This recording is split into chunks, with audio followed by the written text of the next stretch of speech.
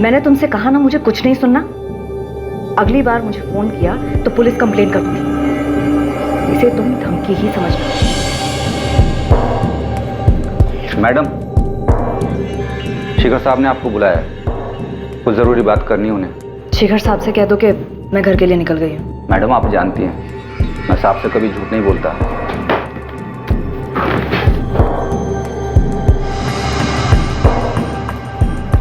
अब आपको झूठ बोलने की जरूरत नहीं है।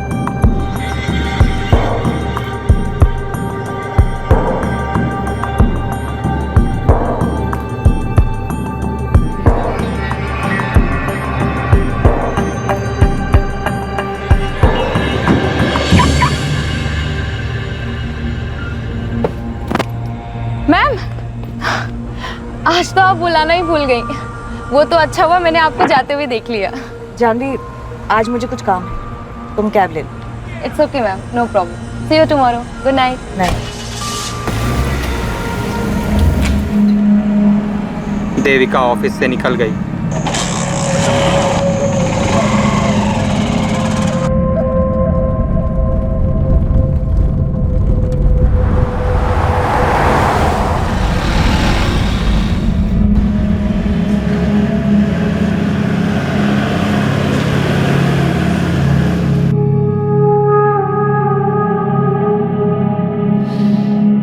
हाँ, वाह क्या खुशबू है देविका।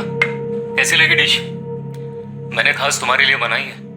बस तुम घर जल्दी आ जाओ, हम लोग साथ में खाना खाएंगे। पुरुषोत्तम तुम खा लो, मैं शिखर के साथ खा चुकी हूँ। देविका, पूरे दिल्ली में तुम्हें ऐसा लजीज चिकन कहीं नहीं मिलेगा। ये स्वीट हस्बैंड बनने वाला ड्रामा बंद कर दो। तुम चाहे जो कर लो, मैं अपना फैसला बदलने वाली नहीं। आज तक मैंने तुम्हारी हर घटिया हरकत नजरअंदाज की, लेकिन इस बार तुमने हमारी प्रॉब्लम्स पे विद्युत को लाकर ठीक नहीं किया। तो मैं और क्या करता?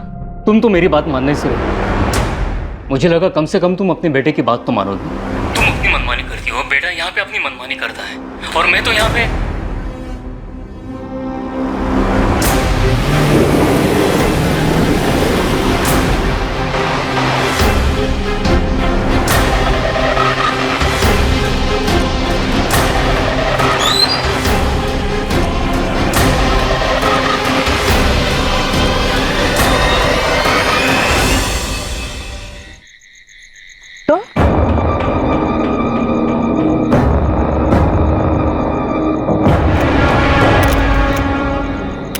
हाँ, ठीक से बताओ। मैडम, हम लोग यहाँ से गुजर रहे थे, देखा तो बीच सड़क पे गाड़ी खड़ी थी। पास आकर देखा तो यहाँ पर लाश पड़ी थी। मैडम, लाश देखकर हम लोग डर गए और सीधा आपको कॉल किया। मैडम, हमने तो अपना फर्ज निभा दिया, क्या हम जा सकते हैं? बाबू, छोटू, तुम लोग नहीं जा सकते। शायद आपको तुमसे बात करनी होगी।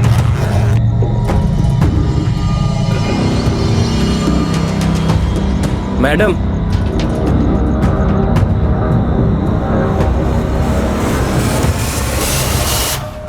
और रिंग गायब है। कपड़ों से और उंगली से लग रहा है कि किसी अच्छे घर की, पर बॉडी पर एक भी ज्वेलरी नहीं।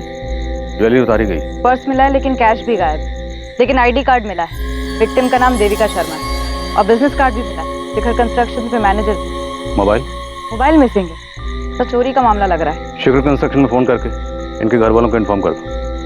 ये वीरान जगह बहुत सोच समझ के चुनी गई। लुटेरा पहले से घात लगाए बैठा हो। तो लाश गाड़ी से इतनी दूर, हो सकता है ये बाहर निकलकर 4-5 कदम आगे आई हो। लुटेरे ने किसी बहाने से देविका की गाड़ी को रोका हो। जैसे ही देविका कार से उतरकर बाहर आई हो, लुटेरे ने अटैक किया हो। गहने छीनने की कोशिश की हो।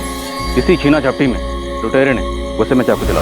बॉडी से सारे गहने उतारे गए, पर्स से पैसे निकाले गए और मोबाइल में से। लेकिन गाड़ी में लैपटॉप है सर। लुटेरे लैपटॉप क्यों छोड़ेंगे? लैपटॉप की कीमत तो मोबाइल से ज्यादा मिलती।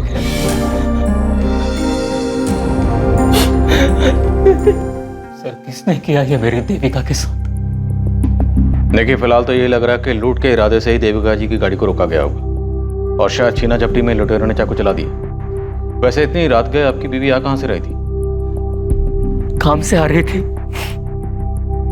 अभी कुछ घंटों पहले मेरी बात भी हुई थी देविका से। हम साथ खाना खाने वाले थे। देविका जी की किसी से कोई दुश्मनी? दुश्मनी?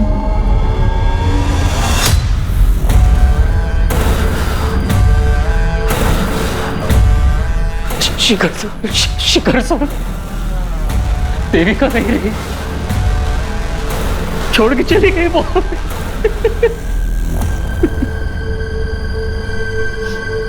मैं शिखर बवेजा, मुझे देविका को देखना है। सर आइए आप, मैं ले चलता हूँ।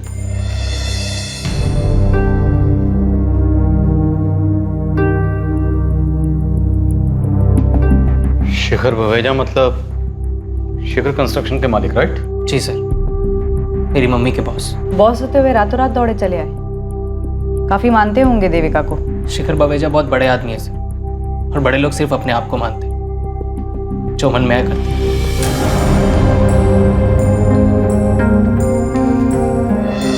इतनी बेरहमी से मारा है देविका को। मैं बाहर हूं, मुझसे देखा नहीं जाता देविका को इस हालत में। पुरुषोत्तम जी, याद करिए, देविका का किसी से कोई झगड़ा हुआ हो, कोई अनबन रही हो? जी नहीं, देविका तो अपने काम से काम रखती थी। उसके लिए तो उसका अपना घर और उसकी जॉब, बस यही उसकी दुनिया थी। शिखर जी, देविका आपके साथ काम करती थी। कंस्ट्रक्शन लाइन जैसी कॉम्पिटिटिव फील्ड में अक्सर दुश्मनियां हो जाती हैं। क्या देविका की जान को किसी से खतरा था? खतरा मुझे था, दुश्मन मैंने पाले थे। और देविका पर इस तरह से हमला, तो हो सकता है आपके दुश्मनों में से किसी ने आपको चोट पहुंचाने के लिए ये सब किया। किसी में इतनी हिम्मत नहीं है कि शिखर बवेजा को चोट पहुंचा सके। अगर फिर भी अगर किसी ने ये जुर्रत की है, तो उम्मीद करता हूं कि जल्द से जल्द आप उन्हें गिरफ्तार कर लें। आप बेफिक्र रहिए, हम पूरी कोशिश करेंगे। कोशिश नहीं, मुझे रिजल्ट्स चाहिए, और वो भी जल्दी।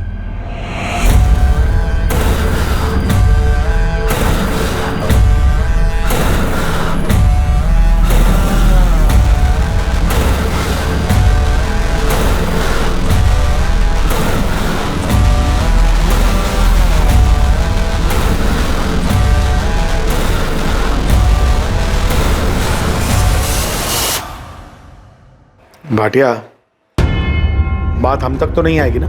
नहीं सर, कोई मुंह नहीं खोलेगा। जिसने देविका का भरोसा तोड़कर हमसे आग मिला लिया, उस पर इतना भरोसा करना ठीक नहीं है। उसे कहो संभल कर।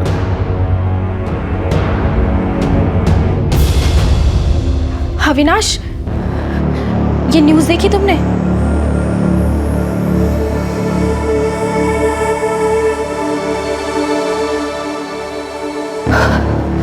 रोहित, ये तुम्हारा टिफिन।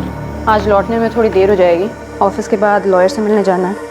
वो शिखर बवेजा के खिलाफ जो केस है वो। शिखर बवेजा के बजाय सिर्फ पापा भी तो कह सकती हो। मुझे पता है तुम नहीं मानोगी, लेकिन फिर से कह रहा हूँ, केस वापस ले लो। घर के झगड़े घर में सुलझाए जा सकते हैं, इसके लिए कोर्ट जाने की क्या जरूरत है? रोहित, मुझे देर हो रही है।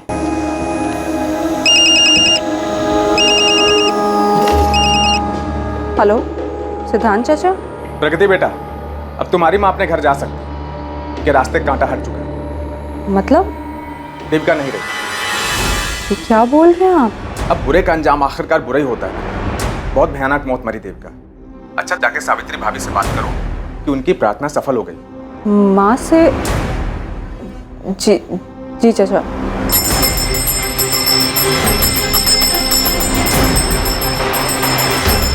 सावित्री दीदी, तो देविका नहीं रही।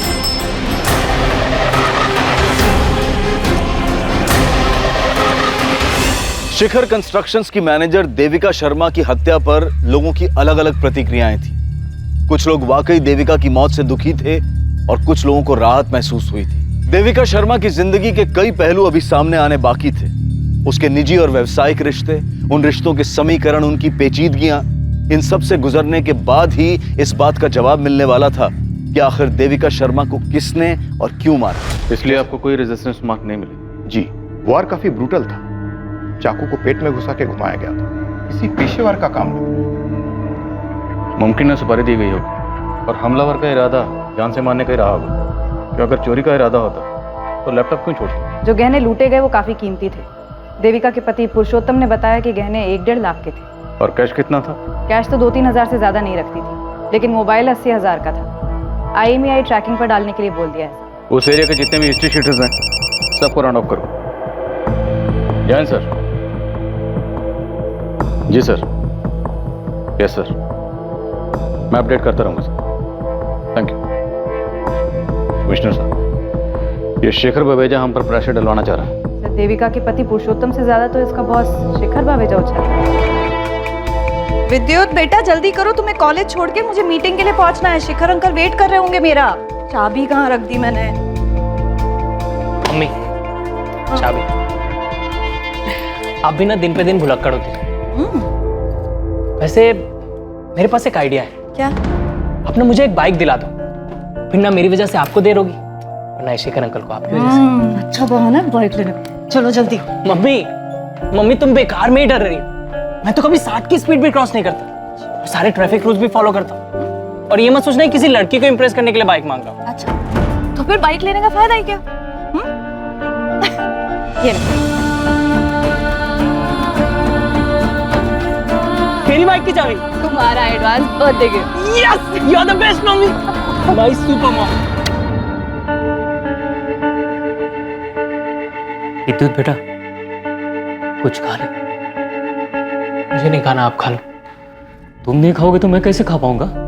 हाँ? अच्छा बेटा सुन, शिखर सर से मेरी बात हुई। क्या? आप सबसे पहले तो ये शिखर सर बोलना बंद करो। वो मम्मी के बॉस थे, आपके बॉस नहीं। और क्या जरूरत थी आपको उनसे बात करने की? उनकी मनमानी की वजह से ही तो ये सब बिगड़ा था। बेटा बड़े लोग मनमानी करते हैं क्योंकि उनकी मनमानी चलती है, और तू पुरानी बातें भूल जा। शिखर सर ने कहा है तू चाहे तो वहां फिर से काम शुरू कर सकता है। आपको जरा भी शर्म नहीं आती क्या पापा? आपके अंदर थोड़ा भी सेल्फ रिस्पेक्ट है भी या नहीं? विद्युत बेटा कुछ खा तो ले। ठीक है कमिश्नर साहब, आई होप आपके ऑफिसर्स आपके किए हुए प्रॉमिस को निभाएंगे। Thank you sir. मैं आप सभी से सिर्फ एक बात कहना चाहता हूं, देविका अब नहीं है, लेकिन ये कंपनी है, और ये कंपनी जितनी मुझे अजीज है उतनी ही देविका को भी थी। शिखर कंस्ट्रक्शंस का नाम हमेशा शिखर पर ही रहना चाहिए। यही देविका को हमारी श्रद्धांजलि होगी। जानवी, देविका की जितनी भी फाइल्स हैं मेरे केबिन में लेकर आओ। जी सर।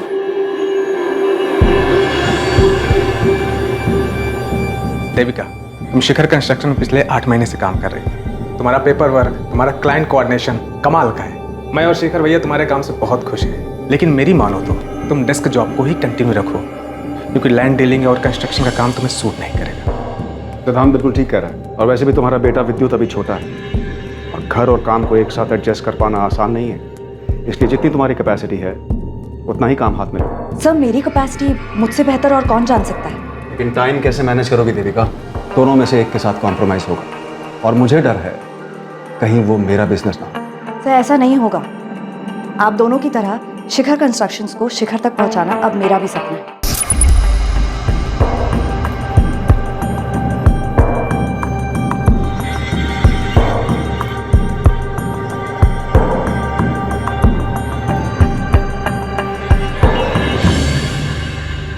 सर देखते ही देखते देविका शर्मा 10 साल के अंदर ही शिखर कंस्ट्रक्शन की सेकंड बॉस बन गई थी।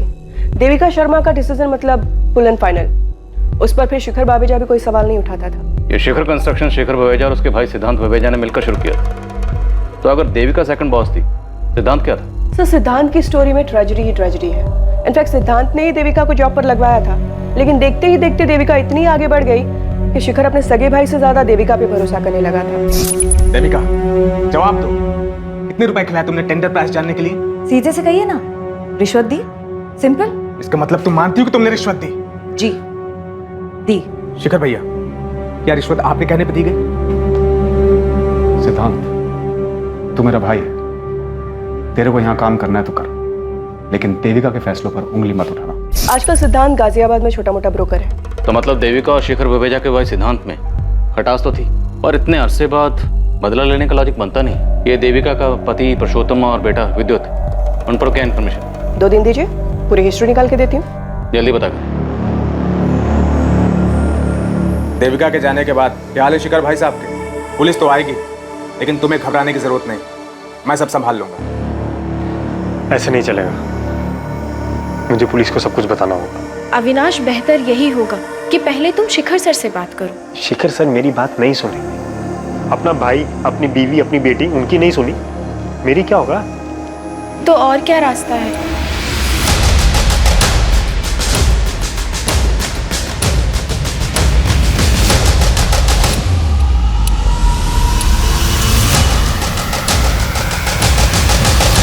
सर, हमें मम्मी की बॉडी कब तक मिलेगी?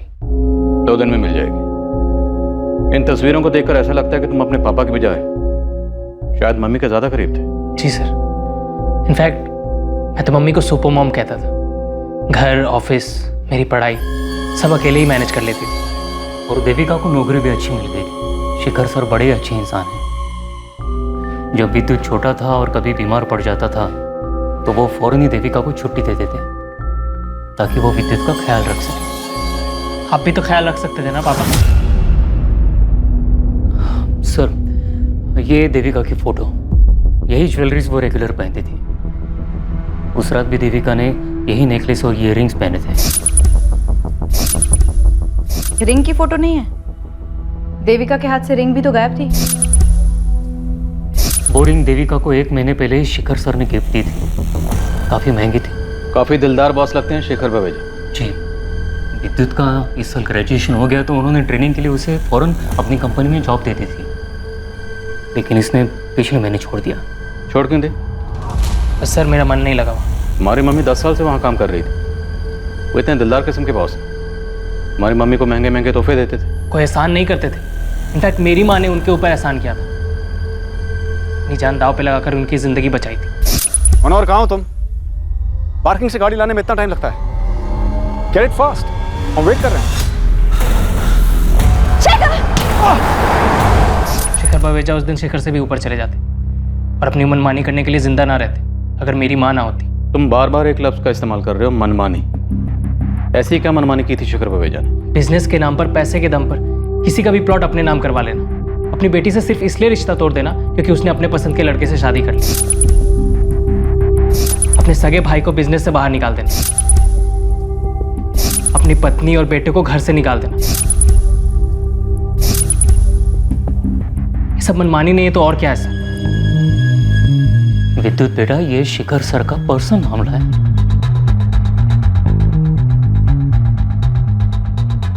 वैसे इस देविका शर्मा की कहानी में शिखर बावेजा का किरदार काफी स्ट्रांग नजर आ रहा है। और पुरुषोत्तम का किरदार काफी कमजोर। घर में माँ बेटे की इतनी तस्वीरें हैं लेकिन पुरुषोत्तम की एक भी नहीं। कुछ तो गड़बड़ थी इस फैमिली में। शिखर सर के खिलाफ बोलने की क्या जरूरत है?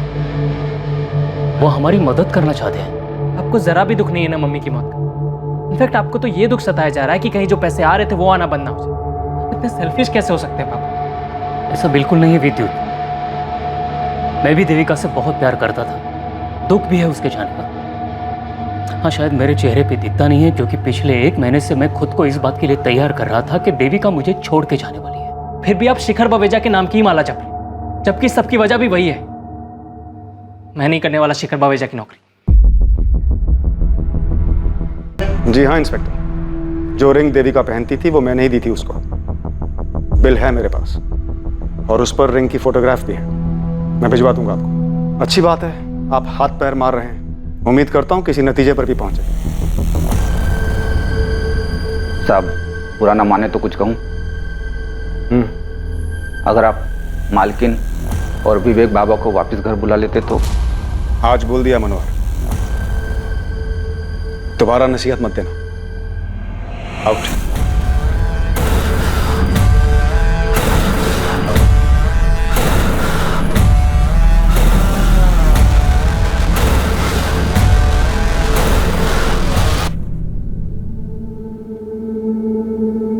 शिखर, अब तो बता दो कि सरप्राइज क्या है।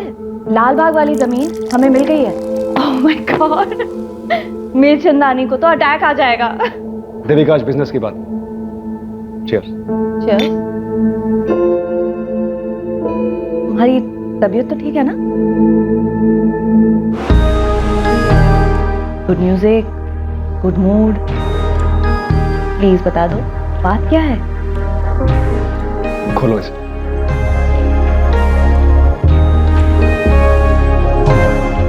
शादी करोगी मुझसे?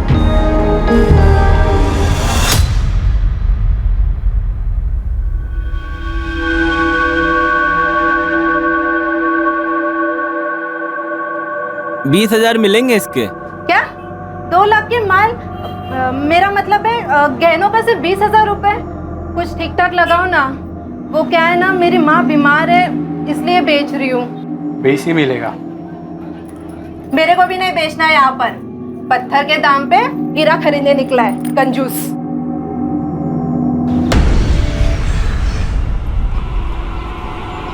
बाबू तू है क्या?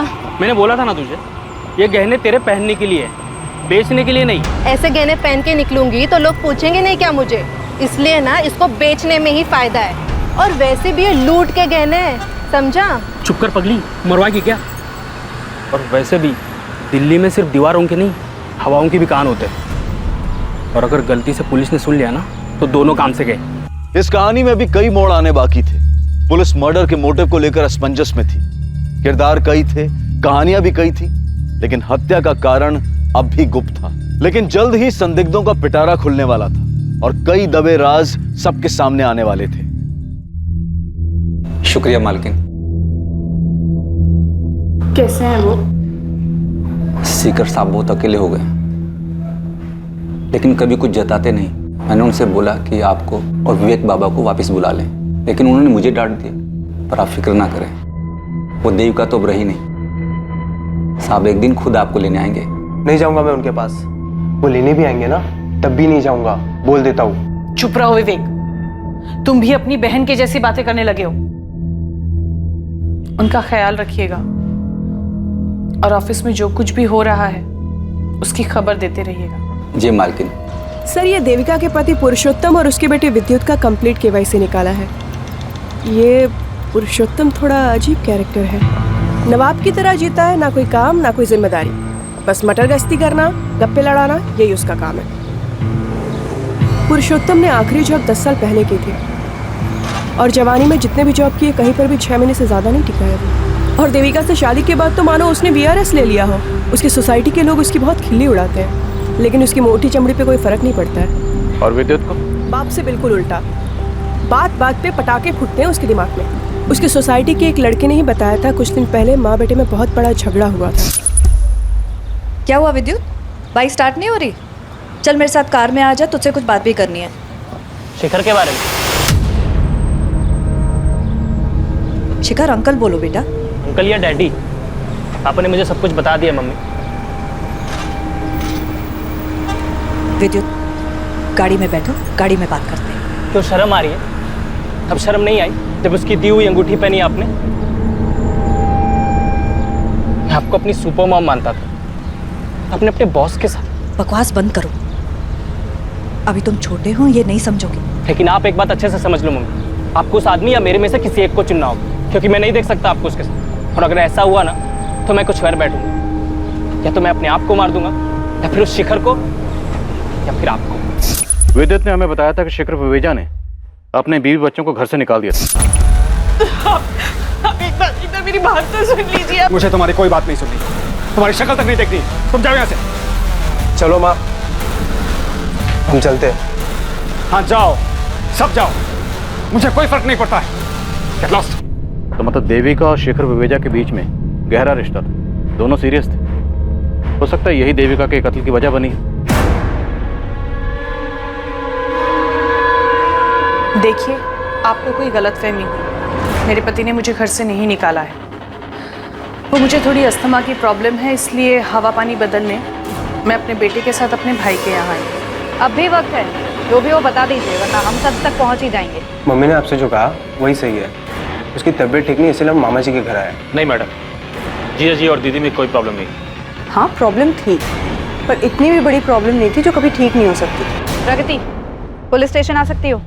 लेकिन आपकी माँ और भाई ये दोनों तो कह रहे हैं कि कोई प्रॉब्लम नहीं। झूठ बोल रहे हैं सब। मेरी माँ, मेरे मामा जी और कुछ हद तक मेरा भाई विवेक भी, सब डरते हैं शिखर बावेजा से। शिखर बावेजा? आप नहीं डरती अपने पापा से?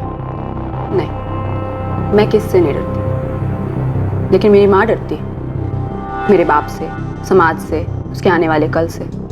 तभी तो ये बात को बोल नहीं कर पा रही कि मेरे बाप ने उसको धक्के मार के उसके घर से बाहर निकाल दिया। लेकिन देविका तो अब कभी लौट नहीं पाएगी, और देखा जाए तो देविका की मौत से तुम्हें और तुम्हारी माँ को सबसे ज्यादा फायदा हुआ है।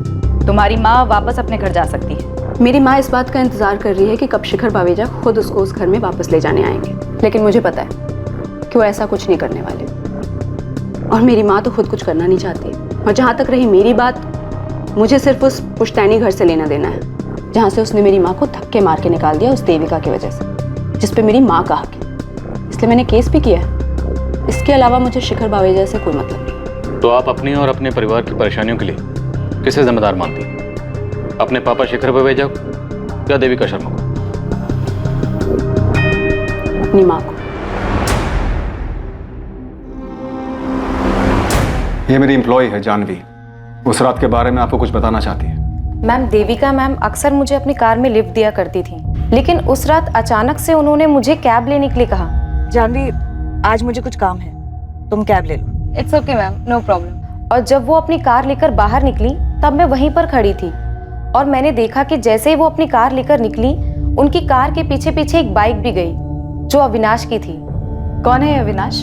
अविनाश हमारी कंपनी में एक एम्प्लॉय था। कुछ दिनों पहले नौकरी से निकाला था उसे देविका ने। कंपनी के साथ फ्रॉड किया था उसने। अविनाश, ये दूसरा टेंडर है जो मीरचंदानी बिल्डर्स ने हमसे कम दाम पर भरा है। ये इत्तेफाक नहीं हो सकता।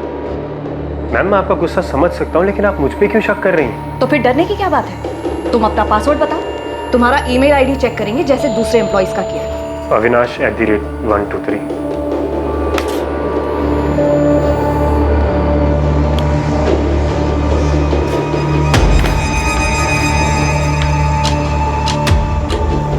Ma'am, I have no idea ये किसने किया है।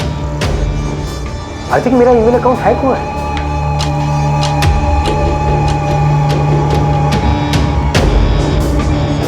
इससे पहले कि मेरा हाथ उठ जाए, आउट ऑफ हियर। मैम, मैं ये नहीं कह रही हूँ कि अविनाश ने ही देविका मैम का मर्डर किया है, लेकिन वो बाइक अविनाश की ही थी और शायद चला भी वही रहा था, लेकिन उसने हेलमेट पहना था इसलिए मैं उसका चेहरा ठीक से देख नहीं पाई।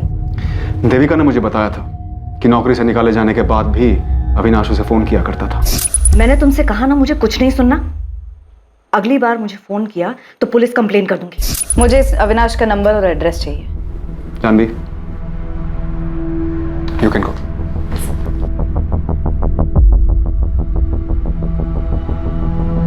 शिखर जी, हमने सुना है आपके भाई सिद्धांत ने देविका की वजह से आपका बिजनेस छोड़ा। गलत सुना है। सिद्धांत के जाने की वजह वो खुद था। और वैसे भी ये बात अब पुरानी हो चुकी है। एंड आई डोंट थिंक सिद्धांत ऐसा कुछ कर सकता है। फिर भी अगर आपको उसका नंबर चाहिए तो जानवी के पास मिल सकता है। इसका मतलब है आप अपने भाई से टच में नहीं है? मैं पीछे मुड़कर नहीं देखता हूँ। और आपको भी मेरी यही राय है कि सिद्धांत के पीछे पड़ने की बजाय आप मीरचंदानी बिल्डर्स के मालिक नीरज मीरचंदानी को कुरे दिए। वो आपके बिजनेस कॉम्पिटिटर हैं? जी, सालों पहले मुझ पर एक हमला हुआ था, उसी ने करवाया,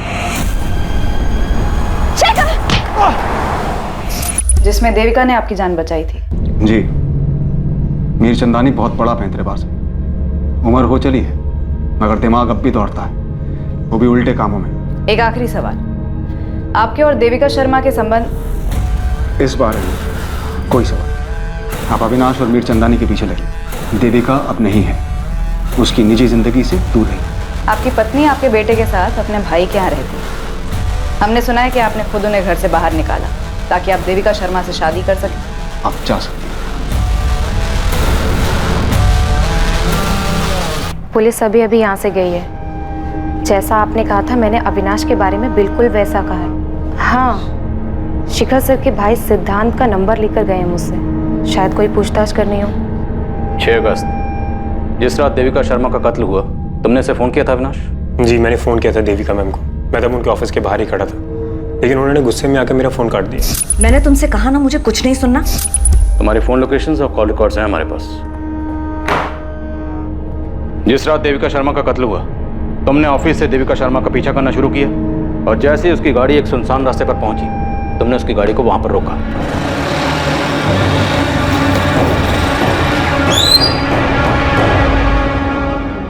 तुम? और फिर वहां तुमने देविका शर्मा का कत्ल किया और थोड़ी दूर ले जाकर उसकी बॉडी को छोड़ दी। जी नहीं, ऐसा कुछ भी नहीं हुआ था सर। मैं सिर्फ देविका मैम को मिलकर उनको कुछ दिखाना चाहता था, लेकिन वो मेरी बात सुनने के लिए राजी नहीं थी, इसीलिए मुझे यह रास्ता अपनाना पड़ा। ऐसी क्या बात थी?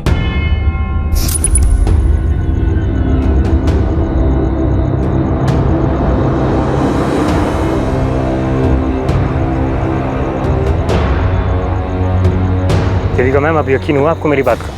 तुम कल ऑफिस आ जाओ, मैं सब ठीक कर दूंगी। लेकिन मेरी किस्मत खराब थी। उसी रात देविका मैम को किसी ने मार डाला। तुमने हमें बेवकूफ़ समझा है। तुम हमें कोई भी झूठी कहानी सुनाओगे और हम यकीन कर लेंगे। मैं झूठ नहीं बोल रहा हूँ सर, आप मेरा फ़ोन चेक कर लीजिए, उसमें वो वीडियो भी है जो मैंने देविका मैम को दिखाई थी, फॉरवर्ड भी की थी। सिद्धांत, प्रगति, तुम दोनों एक ही बात के पीछे क्यों पड़े हो? जब तक तुम्हारे पापा खुद मुझे नहीं बुलाते मैं नहीं जाऊंगी। और ये बात आप अपनी सेल्फ रिस्पेक्ट बचाने के लिए कह रही हैं या इस डर से कि आपके सडनली लौट जाने से शिखर बावेजा नाराज हो जाए? प्रगति, कितनी बदतमीज हो गई हो तुम। देखा चाचा जी, बात कैसे घुमा दी। भाभी, आप बेकार का डर रही, हम सब हैं ना आपके साथ। देविका जा चुकी है माँ, कभी कोई कदम तो खुद से उठाया करो। हेलो, जी हाँ मैं बोल रहा हूँ। ठीक, मैं आ रहा हूँ। किसका फोन था चाचा जी? पुलिस ने बुलाया। सर, अविनाश के कॉल रिकॉर्ड और बैकग्राउंड चेक किए, बिल्कुल क्लीन है। शिखर कंस्ट्रक्शन से फोन आया था। जानवी बिना बताए ऑफिस से चली गई और फोन भी बंद है। मतलब अविनाश की बात सही निकली? जानवी का फोन ट्रैकिंग पे डाल दिया है। शिखर बावेजा के भाई सिद्धांत बावेजा, उसको भी यहाँ बुला लिया है। ये जानवी बड़ी चालाक निकली। बड़ी चालाकी से इसने देविका का विश्वास जीता और फिर देविका को अविनाश के खिलाफ भड़काया। हमारे सामने भी अविनाश का नाम यही लेकर आई थी। हो सकता है ये शिखर बावेजा को बेवकूफ बना रही और ये सब इसने किया मीर चंदानी के कहने पर। तुम मीर चंदानी से मिलो, मैं शिखर बावेजा के भाई सिद्धांत से बात करता हूँ।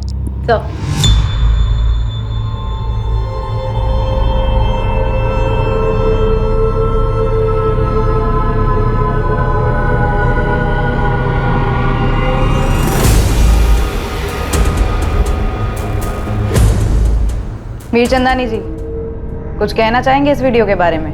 अब क्या कहूँ सर, लेकिन सच तो यही है कि मेरे सगे भाई शिखर बावेजा ने उस देविका के लिए मुझे बिजनेस से निकाल दिया। तो आपके साथ ये जो नाइंसाफी हुई उसके लिए गुस्सा तो आपको बहुत आया होगा। और ऊपर से शिखर और देविका शर्मा कहाँ से कहाँ पहुँच गए, इतने कामयाब हो गए। कामयाबी एक भ्रम है इंस्पेक्टर। शिखर को लगता है कि वो कामयाब है, देविका को भी कुछ ऐसा ही लग रहा था। लेकिन जरा दोनों के घरों में झांक के देखिए, शिखर अकेला रहता है, ना अपनी बीवी का रहा और ना देविका का। और देविका के साथ क्या हुआ वो तो आप जानती ही हैं। और इसे आप अपनी कामयाबी मान रहे हैं। देविका की सुपारी देकर आपको क्या फायदा हुआ? सुपारी? मैंने रिश्वत देने के नाम पे कंपनी छोड़ दी और आप सुपारी देने की बात कर रहे हैं? मैं उसूलों वाला आदमी हूँ सर। बिजनेस में उसूल तो आप मानते नहीं। जानवी का इस्तेमाल किया। मेरे बारे में कई सारी अफवाहें फैली हैं मार्केट में, लेकिन ये मर्डर करवाना मेरा तरीका नहीं है। मैं खिलाने पिलाने में यकीन रखता हूँ। देखिए, जानवी ने जो किया अपनी मर्जी से किया और उसकी बराबर कीमत मिलती रही उसे। और जानवी की मदद से नए कॉन्ट्रैक्ट पाने में हम हमेशा शिखर से आगे रहे हैं। तो देविका को मरवा के मुझे क्या फायदा होगा? सर, देविका के मरने से मुझे कोई फायदा नहीं, और वैसे भी मैं भैया के साथ बिजनेस करना चाहता ही नहीं। मैं तो बस इतना ही चाहता हूँ कि सावित्री भाभी और विवेक वो अपने घर वापस चले जाएं और शिखर भैया प्रगति को फिर से अपना ले। जब से उसने लव मैरिज किया है तब से भैया ने सारे रिश्ते उसके साथ तोड़ दिए। तो आपको क्या लगता है देविका शर्मा के मरने से सबसे ज्यादा फायदा किसे हुआ होगा? शिखर बावेजा को। देविका उससे रिश्ता तोड़ना चाह रही होगी और शिखर ने उसके लिए अपने परिवार को घर से बाहर निकाल दिया। शिखर एक बहुत ही इगोइस्टिक इंसान है, उसे मंजूर नहीं कि कोई उसे ना कहे और इसीलिए उसने देविका को मरवा दिया। शायद देविका का पति पुरुषोत्तम, अगर शिखर भैया और देविका ने शादी कर ली होती तो सबसे ज्यादा नुकसान पुरुषोत्तम को होता, क्योंकि वही है जो अपनी बीवी की कमाई पे सालों से पल रहा था। सब अपनी कहानी अपनी सोच बयां कर रहे थे, सच की राह में झूठ की धूल उड़ा रहे थे ताकि सभी अपना सच ढक सके। लेकिन देविका शर्मा के मर्डर का सच सामने आने वाला था। लालच की वजह से हुई एक चूक इस केस का रुख बदलने वाली थी। 50,000 गिनने में कितना टाइम लगता है? जल्दी करो ना, माँ बीमार है मेरी। अरे कहाँ लेकर जा रहे हो? मैंने कुछ नहीं किया है। साहब, मैंने उस औरत को नहीं मारा था, मैंने बस उसके गहने चुराए थे। करके जा रहे थे क्या? पर्स में मोबाइल और पैसे थे, वो छोटू ने रख लिए और अपने गांव बेगूसराय चला गया। मैंने गहने लिए, सोचा कि अपनी बीवी रमा को दे दूंगा। गहने पैसे सब कुछ लेकर गए, और लैपटॉप वो क्यों छोड़ा था? लैपटॉप जेब में आता नहीं ना, इसलिए छोड़ दिया। वो उस दिन हम लोग आपसे बात कर रहे थे ना, तो गहने और पैसे हमारी जेब में ही थे। और चाकू? चाकू कहाँ था? कौन सा चाकू साहब? हम लोग ने कोई खून नहीं किया, यकीन मानिए साहब, मैं सच बोल रहा हूँ। देख बे, जब तक सच नहीं बोलेगा ना तू यहाँ से जाएगा नहीं। और तेरा पार्टनर छोटू, उसका पता बोल बोल।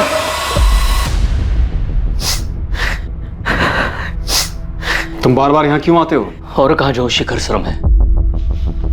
मैंने विद्युत को बहुत मनाया लेकिन वो यहाँ काम करना ही नहीं चाहता है। अब पता नहीं कैसे गुजर रहा होगा हमारा। हाँ ठीक है, मैं हर महीने कुछ ना कुछ भिजवा दूंगा, लेकिन दोबारा यहाँ मत आना। आपका बहुत बहुत धन्यवाद शिखर सर। समझ में नहीं आता कि तुम्हारे जैसे बगैर रीढ़ की हड्डी वाले आदमी को देविका कैसे मिल गई।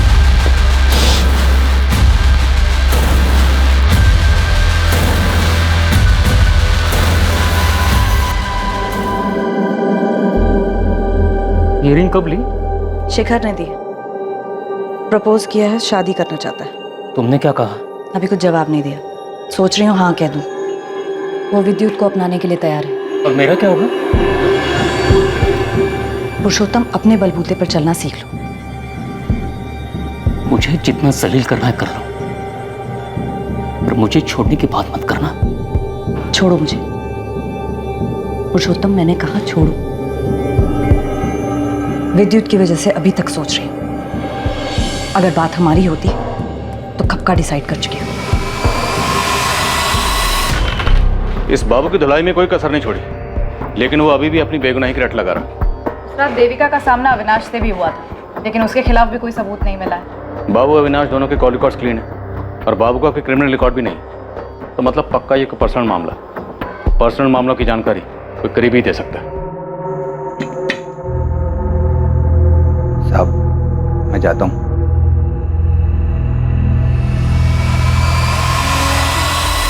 तुम फिक्र मत करो, मैं विद्युत से बात करूं, मान जाएगा। वो कह चुका है कि अगर मैंने तुमसे शादी की तो वो कुछ कर बैठेगा। नादान है विद्युत, ऐसा कुछ नहीं करेगा। मेरी कुछ समझ नहीं आ रहा है, लेकिन एक बात तो तय है, मैं विद्युत को हर्ट नहीं कर सकती। ये सारा किया धरा पुरुषोत्तम का है। मैंने सोचा था सही वक्त पर विद्युत को सब कुछ बता दूं, लेकिन उस मतलबी ने भाड़ में गया पुरुषोत्तम। अगर वो मतलबी है तो तुम भी तो मतलबी हो।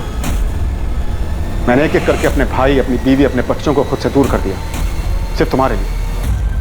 और तुम सिर्फ अपने बेटे के बारे में सोच रही हो, मेरे बारे में कुछ नहीं। तुम इस तरह अपनी मनमानी नहीं कर सकती, मुझे नहीं छोड़ सकती। मैंने अभी कोई फैसला नहीं लिया था, लेकिन तुम्हारी ये हरकत देखकर मन कर रहा है कि तुम्हारे साथ सारे के सारे रिश्ते अभी तो मैं सावित्री नहीं जो तुम्हारी सारी बदतमीजियां सह लूंगी।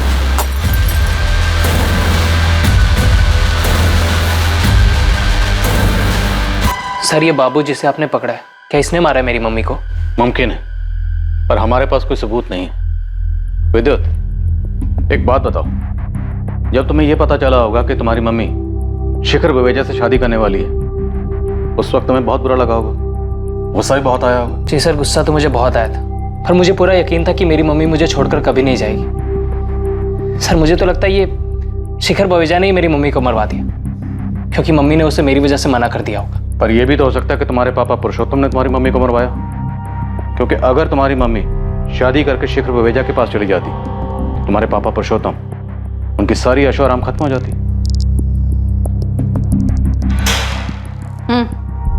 चल बाबू, तेरी छुट्टी। सच में मैडम, वो खूनी मिल गया आपको? हाँ मिल गया, तू जा। वैसे मैडम, किसने किया खून? हेलो जी सर, ठीक है, मैं अभी आता हूँ। लेकिन खून किया किसने? जी जी, पापा भी यहीं हैं, उनको भी लेके आता हूँ। ये सब क्या है इंस्पेक्टर? आपने मेरा टाइम वेस्ट करने के लिए मुझे यहाँ पर? सर, मेरी मम्मी को किसने मारा है?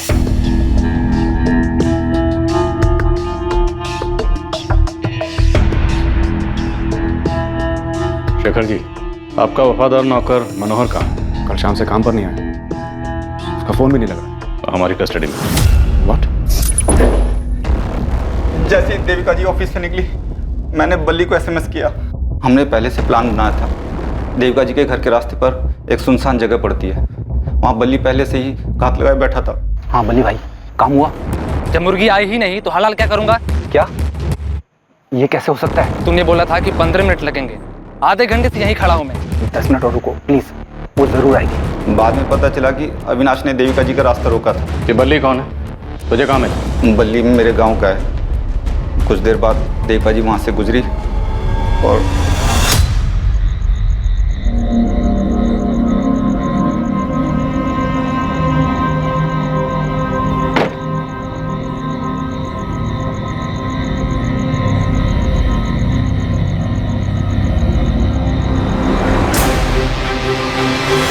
किसके कहने पर किया ये सब? मालकिन को उनका घर मिल जाए इसलिए कि हमने ये। सावित्री के कहने पर? नहीं साहब। तो किसके कहने पर? प्रगति, तुम्हें लगता था कि देविका के चले जाने से तुम्हारी माँ को उनका घर, उनका पति वापस मिल जाएगा, इसलिए सब किया? हाँ, और ऐसा हो भी जाता अगर आप लोग बीच में ना आते थे। आप लोगों से कोई शिकायत नहीं है मुझे। आप लोग तो अपनी ड्यूटी कर रहे थे, कोई मनमानी नहीं, जैसे शिखर बावेजा ने की मुझ पे, मेरी माँ और मेरे भाई पे। जब मैंने अपने पसंद के लड़के से शादी करनी चाहिए तो उसने मुझसे सारे रिश्ते तोड़ दिए, लेकिन जब देविका से रिश्ता जोड़ना था तो मेरे भाई और मेरी माँ को घर से निकाल दिया। मुझसे बर्दाश्त नहीं। और तुमने मनोहर के जरिए देविका को मरवाने की सुपारी दी। और क्या करती मैं? जिंदगी भर अपनी माँ को रोते हुए उदास देखती। और तुमने मनमानी करने की सोची? चाहे जितना ही मना करूं, पर हूं तो शिखर बावेजा की बेटी ही ना, शायद मनमानी खून में दौड़ती है। शेखर बवेजा ने तुम्हारे साथ, तुम्हारे भाई के साथ, तुम्हारी माँ के साथ ज्यादती की, पर देविका का कत्ल करके तुम कातिल बन गई। अपनी तो जिंदगी बर्बाद की ही की, साथ में मनोहर की जिंदगी भी बर्बाद कर दी। एक बार मुझसे तो कहा होता हम मिलके तुम्हारे माँ और भाई को संभाल ले। गलती मेरी है, मैंने ही इसकी बात नहीं मानी। हिम्मत करके मुझे शिखर को छोड़ देना चाहिए था। शायद अपने दुख के आगे मैं ये समझ ही नहीं पाई कि मेरे दुख का मेरे बच्चों पे क्या असर पड़ रहा है। मुझे माफ कर दे प्रगति।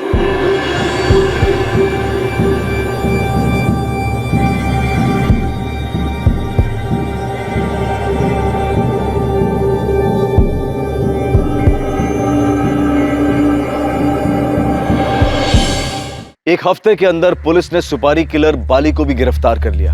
प्रगति ने जो भयंकर कदम उठाया वो बिल्कुल गलत था। क्राइम किसी समस्या का हल हो ही नहीं सकता। अगर शिखर और सावित्री ने वक्त रहते अपने बिगड़े हुए रिश्ते खत्म कर दिए होते, दोनों अलग हो गए होते, तो शायद प्रगति के मन में नफरत इस हद तक नहीं पनपती और वो नहीं होता जो हुआ। कुछ लोग ये तर्क जरूर दे सकते हैं कि देविका इस परिवार को तोड़ने की जड़ थी, लेकिन किसी तीसरे को दोष देकर यह हकीकत नहीं बदली जा सकती है कि दरअसल शिखर और सावित्री ही अपने परिवार में मची तबाही के लिए जिम्मेदार थे। एक खोखली शादी को सिर्फ इसलिए बरकरार रखना ताकि बच्चे और माँ बाप दोनों एक साथ रह सकें, ये किसी समस्या का हल हो ही नहीं सकता। देखते हैं हमारे आज के एपिसोड की दूसरी कहानी। किसी के साथ सो रहे हो ना तुम? कौन है वो? कार्तिक, तुम मुझसे तंग आ गए हो ना? तुम्हें अब पहले जैसे नहीं लगती मैं। क्या बकवास करी है तुम Natasha? You know baby, I love you। तुम्हारे अलावा मेरी लाइफ में और कोई नहीं है। झूठ मत बोलो मुझसे। दूध पीती बच्ची नहीं हूं मैं जो तुम्हें समझ ना पाऊं। सब जानती हूं मैं कार्तिक, और सच्चाई एक्सेप्ट कर ली है मैंने। बस नाम बताओ कौन है वो? Stop it now। मैं तुमसे प्यार करता हूँ, इसका ये मतलब नहीं तुम जो भी बकवास करोगे मैं चुपचाप सुन लूं। ये रोज रोज के नखरे से मैं परेशान हो गया हूँ। हाँ, परेशान तो हो गई मुझसे। कोई और जो मिल गई है तुम्हें। छुटकारा पाना चाहती हो ना तुम मुझसे हमेशा के लिए?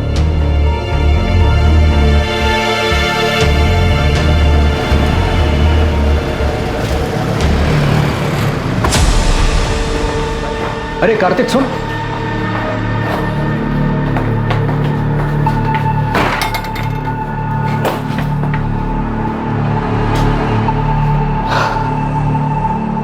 क्या बात है कार्तिक, इतना परेशान क्यों है? नताशा, वो औरत मेरी जान लेकर रही, उसके सवाल कभी खत्म ही नहीं होते। कहाँ गए थे, किसके साथ थे, इतनी देर क्यों हुई, और आज तो किसके साथ सो रहे हो? 1 मिनट का सुकून नहीं है घर पर। इसे आराम से समझाने की कोशिश कर, शायद मान जाएगी। अरे वो कुछ सुनने को तैयार हो तब जाके समझाओ ना यार। तंग आ गया हूँ उससे। मैंने डिसाइड कर लिया, इस बात का सॉल्यूशन निकालना ही होगा। बीमारी का इलाज जड़ से हो तो ही अच्छा है। अभी नताशा की बात को छोड़, वो रूम नंबर 7 वाली मिसेस मेहरा, उसका क्या करना है यार? जबरदस्ती ऑपरेशन की बात कर रही है वो।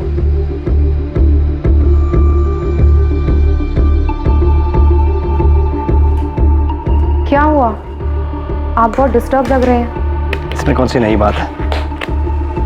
फिर से झगड़ा हुआ क्या? हाँ, मेरी जिंदगी में एक ही तो परेशानी है। उसे हम पर शक है क्या? कार्तिक की बात अगर सच निकली तो क्या सच में उसका अफेयर नहीं हुआ था? मैं अपने पति को अच्छी तरह से जानती हूँ। मुझसे उब गया है, छुटकारा पाना चाहता है वो मुझसे, पर मैं ऐसा कभी होने नहीं दूंगी। मैं तुम्हारे साथ हूँ नताशा। आगे जो कुछ भी करना है सोच समझ के करना होगा।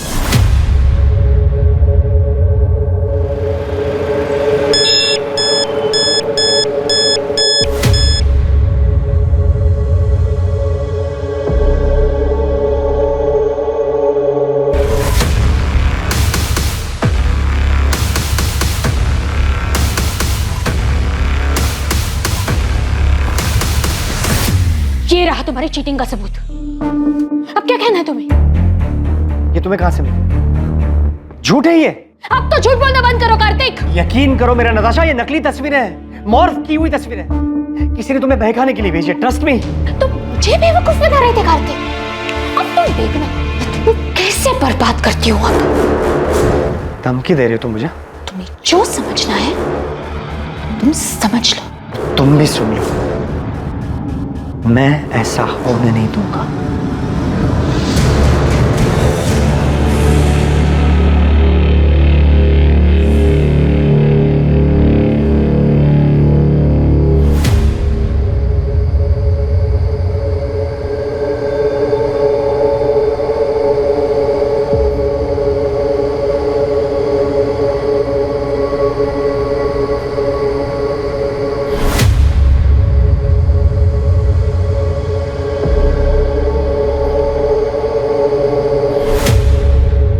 काम हो गया?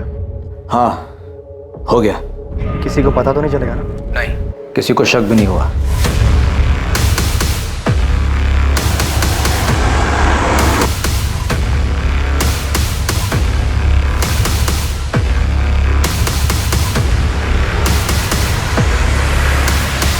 इंसान फितरत से ही पेचीदा होता है और इसकी जटिलता तब और बढ़ जाती है जब वो किसी रिश्ते में हो।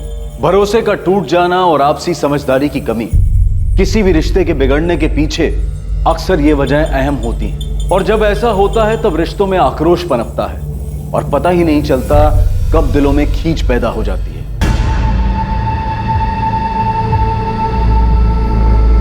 सर, विक्टिम को स्टैप किया गया, गला दबाने के निशान भी साफ दिखाई दे रहे हैं और चेहरा भी बिगाड़ दिया गया ताकि विक्टिम की पहचान को छुपाया जा सके। बॉडी पर और कोई भी जेवर नहीं है सिवाय इस ब्रेसलेट। इसका लॉक खुलना बहुत मुश्किल है। मुझे लगता है कातिल जल्दबाजी में इसे छोड़कर भाग गया। इस मर्डर का मकसद तो लूटपाट ही दिखाई दे रहा है। ये देखिए सर, बॉडी को पोस्टमार्टम के लिए भेज दो और मर्डर केस फाइल कर दो। सर, मैं पास की सोसाइटी में रहता हूँ। मैं बालकनी पे खड़ा था, मैंने देखा कि एक वाइट कलर की वोजन 800 कार जो है झाड़ियों के पास रुकी। उसमें से 2 आदमी उतरे और दोनों ने मिलकर एक बंडल को जो है नीचे फेंका। कौन थे वो दोनों? पहले कभी देखा उनको? रात बहुत थी, ऐसे भी ये जगह मेरी बालकनी से बहुत दूर है, मैं देख नहीं पाया। और कुछ देखा था? कार का नंबर या और कुछ? उनकी कार के पीछे राइट साइड के कॉर्नर में कुछ था। डिजाइन तो समझ नहीं आया, लेकिन कुछ रेडियम सा चमक रहा था, स्टिकर या समथिंग। कुछ और याद आ जाए तो हमें बता देना चाहिए। जी सर। प्रधान, सबसे पहले हमें विक्टिम की आइडेंटिटी का पता लगाना है। सभी पुलिस स्टेशन में मिसिंग कंप्लेंट चेक करो। विक्टिम की डिटेल्स, कपड़े और वो ब्रेसलेट न्यूज़पेपर और सोशल मीडिया पे डाल दो। वोजोन 800 कार का पता लगाने के लिए भी सब्जियों को कहाँ पे लगाते थे? अगर कातिल तक पहुंचना है तो हमारे पास ये सिर्फ व्हाइट कलर की हचबैक कार है।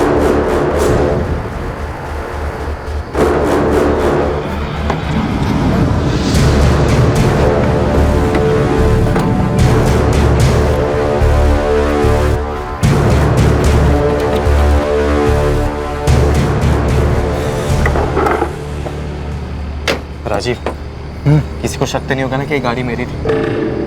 तो टेंशन मत ले, अगर हम शांत रहेंगे ना तो किसी को कुछ नहीं पता चलेगा, समझा? और ये गहने का क्या करना है? तू रख ले। इस काम का इनाम समझो। बस ध्यान रखना कि इन्हें अभी बेचने की कोशिश भी मत करना।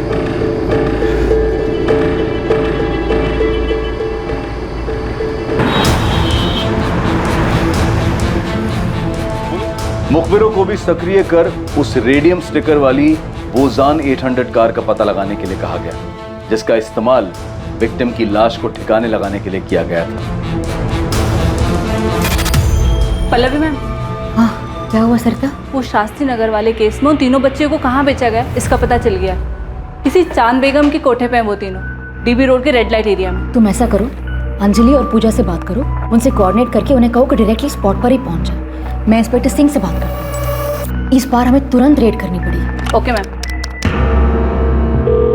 विक्टिम की एज 28 और 32 साल के बीच की है। टोटल 4 बार उसे स्टैब किया गया है। मर्डर वेपन जैसे कोई तेज धार वाला हथियार जैसे चाकू। स्टैबिंग के साथ साथ विक्टिम का गला भी दबाया गया है। दम घुटने की वजह से विक्टिम की मौत हुई है। कातिल नहीं चाहता था कि विक्टिम किसी भी हालात में जिंदा बचे। बॉडी पर काफी स्ट्रगल मार्क्स है, जैसे विक्टिम ने काफी हाथ पैर मारे होंगे, लेकिन उसे काबू में करने के लिए एक आदमी काफी नहीं होगा।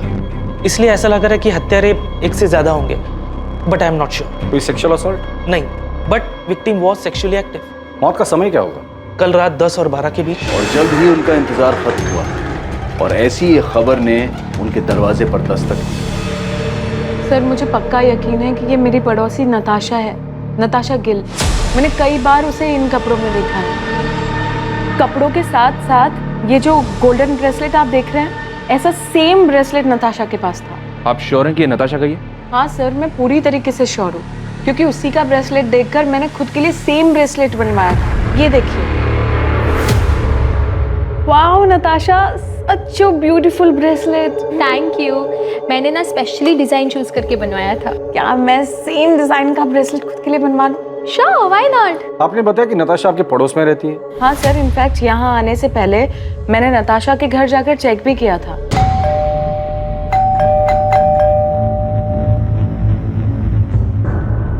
उसके बाद मैंने नताशा और उसके पति कार्तिक को फोन भी ट्राई किया, पर दोनों का नंबर स्विच ऑफ आ रहा था। ये सब देखकर मुझे लगा कि कुछ ना कुछ तो गड़बड़ है, इसलिए मैं सीधा यहाँ पर आ गई। आप मुझे कार्तिक और नताशा का नंबर लिख के दीजिए।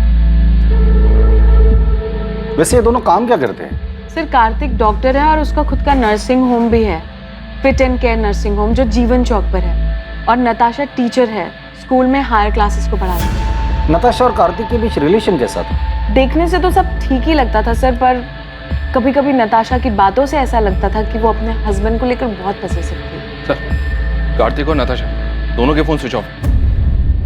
कोई और नंबर है? मेरा मतलब है माँ बाप या कोई रिलेटिव? नहीं सर, मेरे पास तो कोई नंबर नहीं है, पर आप उज्ज्वला से पूछ सकते हैं। वो मेरे यहाँ काम करती है और नताशा के यहाँ पर भी वही काम करती है।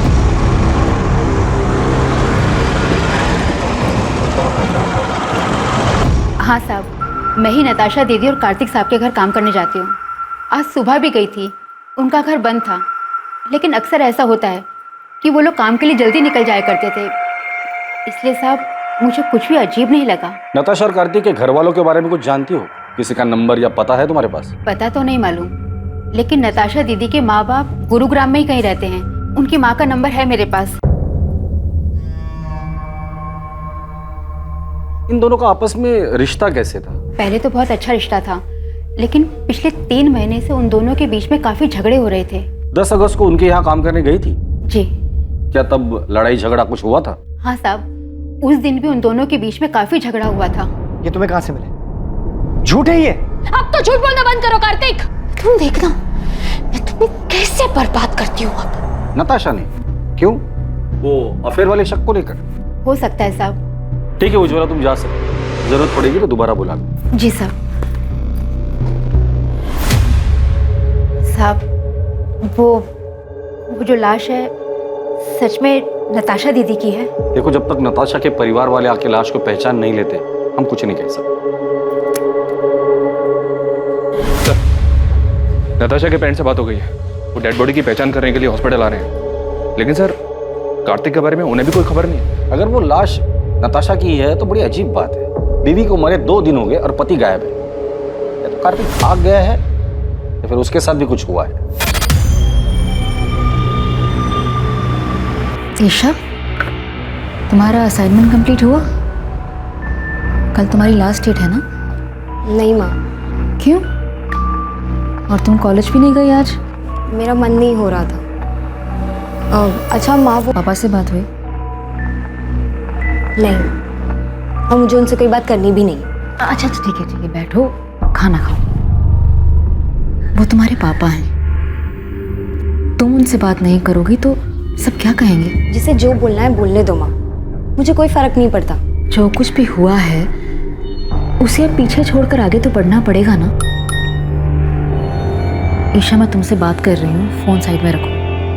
माँ, आपने ये मैसेज देखा क्या? ये आपकी बेटी नताशा के? नताशा के बाई एड़ी में एक काला निशान है, बचपन से।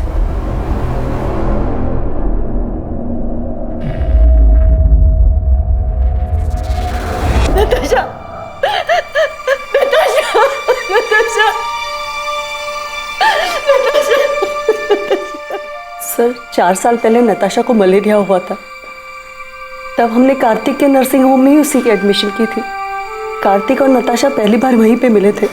हमें उनके रिश्ते के बारे में बहुत बाद में पता चला। कार्तिक मुझसे 12 साल बड़ा हुआ तो क्या हुआ, उसे क्या फर्क पड़ता है? हम एक दूसरे से बहुत प्यार करते हैं, ये काफी नहीं है? नताशा, तुम अभी समझ नहीं रही हो। 12 साल बहुत होते हैं, और फिर कार्तिक की एक बार पहले शादी हो चुकी है। तुम्हें उससे बेहतर लड़का मिल जाएगा। मुझे बेहतर लड़का नहीं चाहिए पापा, मुझे बस कार्तिक चाहिए। मैं कार्तिक से प्यार करती हूँ। नताशा, तुम हर वक्त अपनी मनमानी नहीं कर सकती। आखिर समाज में भी हमारी कुछ इज्जत है। पापा प्लीज एक बार सोच कर तो देखो, कार्तिक में क्या कमी है? कार्तिक अच्छा लड़का है, अच्छा कमाता है, डॉक्टर है, और सबसे बड़ी बात, वो मुझसे बहुत प्यार करता है। Can I interrupt sir? Sir, मैं आपसे वादा करता हूँ मैं नताशा का ख्याल रखूँ। आपको कोई शिकायत का मौका नहीं दूंगा।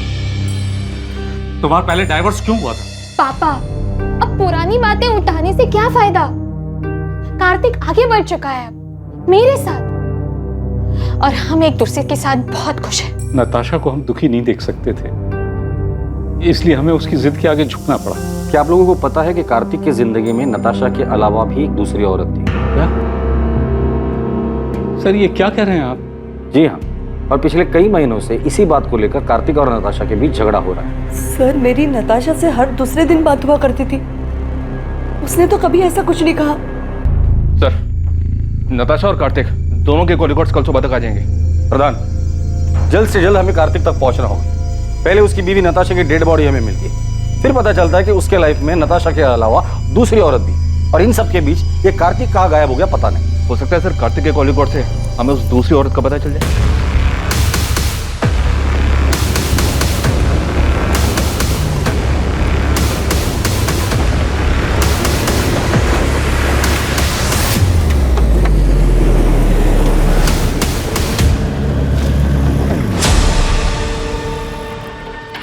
क्या भाई, कब से देख रहा हूँ पीछा कर रहा है मेरा? कौन है तू? अरे मेरा एक दोस्त है सतीश, मुझे लगा उसकी गाड़ी है। अबे कौन है सतीश? मैं किसी सतीश को नहीं जानता। पिछले 10 साल से ये गाड़ी मेरे पास है। ऐसे कैसे हो गया? नंबर तो वही है। अबे ये गाड़ी मेरी है। टाइम बर्बाद कर रहा है मेरा, चल निकल। फिर मुझसे ही गलती हुई होगी, नंबर गलत याद होगा, सॉरी। हाँ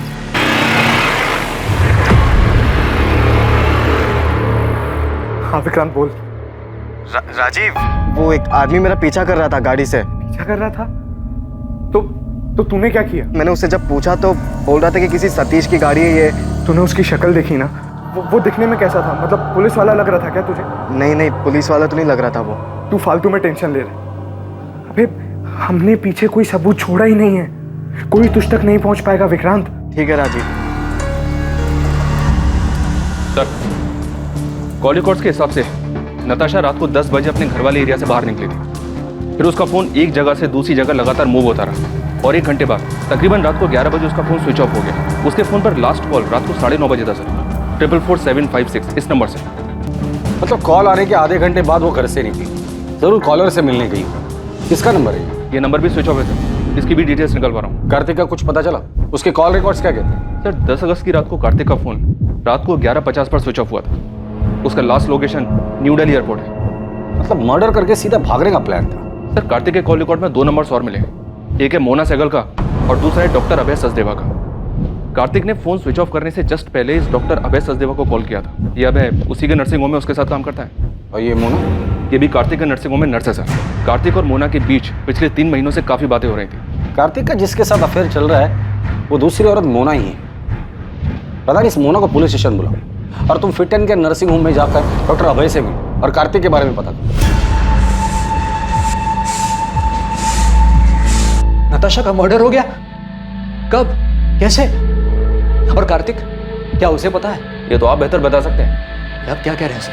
10 अगस्त की रात को 10 से 12 के बीच नताशा का मर्डर होता है और उसी दौरान कार्तिक आपको कॉल करता है। काम हो गया? हाँ, हो गया। उसकी लास्ट लोकेशन एयरपोर्ट है और उसके बाद से उसका फोन स्विच ऑफ है। कहाँ छुपा हुआ है कार्तिक? सर कार्तिक सर मुंबई गए हैं मेडिकल कॉन्फ्रेंस के लिए। 10 तारीख की रात की उनकी फ्लाइट थी। मेडिकल कॉन्फ्रेंस के लिए गया तो फोन क्यों स्विच ऑफ? सर मुझे नहीं पता, बल्कि मैंने और अभय सर ने तो कई बार उनका नंबर ट्राई किया है। अच्छा, तुम्हारे और कार्तिक के बीच रिलेशन क्या है?